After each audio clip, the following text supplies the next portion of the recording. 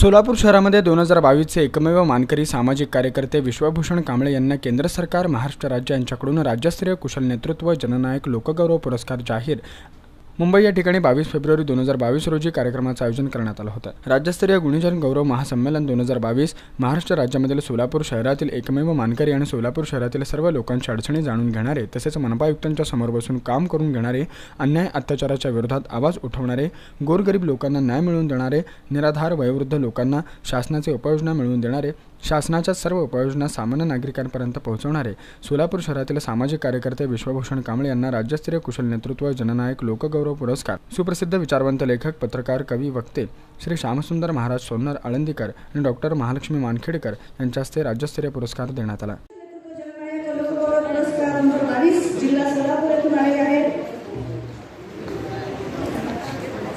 पुढील अनुक्रम 71, 72, 73, 74, 75 मी घोषित करते। आपण व्यासपीठाच्या दिशेने यायचे आहे।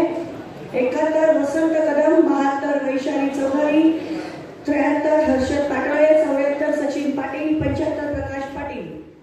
एवढे आरबी दयावान बहुउद्देशीय सामाजिक संस्थेचे संस्थापक रमाकांत बाळशंकर, प्रभाकर गायकवाड, सोनू ओव्हाळ, विश्वरत्न कांबळे, विनायक नागटिळक आदी कार्यकर्ते उपस्थित होते।